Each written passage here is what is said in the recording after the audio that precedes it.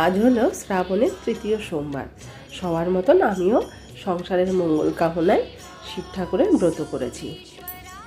তো সকাল থেকেই উপোস রয়েছি, সকাল সকাল পুজোটা সেরে নেব এটাই ভাবি সবসময়, কিন্তু সেটা আর আমার কপালে হয়ে ওঠে না। হয়তো ঠাকুর এটাই চায় যে আগে সংসারের কাজ সারবি, তারপর আবার পুজো করবি।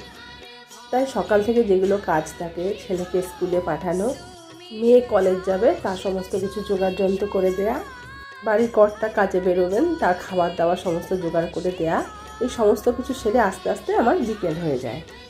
তো আজও সেই রকমই হয়েছে। সারাদিনের সমস্ত কাজ সেরে এখন বাজে বিকেল 5টা, আমি এখন পুজো করতে এলাম। তো এখন আমি সমস্ত কিছু জোগাড় করে নিয়ে শিবের মাথায় জল ঢালছি। তো শিবের মাথায় জল ঢালার কিন্তু কিছু নিয়ম আছে। তো তোমরা তো প্রথমে দেখলে আমি শিব ঠাকুরের ডান দিকে আগে জল দিলাম। তো শিবের ডান দিকে থাকে গণেশ, তো আগে গণেশকে জল দিতে হয়, তারপরে শিবের বাঁ দিকে থাকে কার্তিক, তারপর কার্তিককে জল দিতে হয়, তারপর শিব ঠাকুর ওই সামনের দিকে থাকে শিব ঠাকুরের মেয়ে অশোক সুন্দরী, তাকে জল দিতে হয়।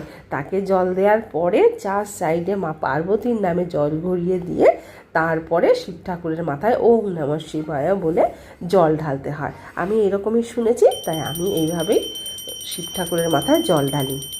ঠাকুরকে স্নান করিয়ে সমস্ত ফুলের মধ্যে চন্দন ছিটিয়ে দিয়ে তারপরে এবার ঠাকুরকে সাজিয়ে নিলাম ফুল টুল দিয়ে। এবার ঠাকুরকে চলো আরতি করে নিই, প্রদীপ দিয়ে আর ধূপ দিয়ে আরতি করে নিয়ে তারপরে ঠাকুরের ভোগের আয়োজন করব। আমি কিন্তু শ্রাবণের তৃতীয় সোমবারে উপোস করে পুজো করেছিলাম। এবারে দেখো, তোমরা অনেকেই কিন্তু অনেক কিছু বলতে পারো যে তৃতীয় সোমবারে এইভাবে পুজো করলে এটা দিতে হয় সেটা দিতে হয়, কিন্তু তোমরা বিশ্বাস করো আমি কিন্তু কোনো সময় অতটা চাপ নিয়ে পুজোটা করতে পারি না। কারণ আমি তো নিজে বাইরে গিয়ে সব জোগাড়যন্ত্র করি না। রঞ্জন ওর কাজকর্ম সেরে যতটুকুনি ও পারে জোগাড় করে দেয়, আমি ততটুকুনি দিয়ে কিন্তু পুজোর আয়োজনটা করি। ওই যে কথায় বলে না, ঈশ্বর না চাইলে তো কিছু হয় না।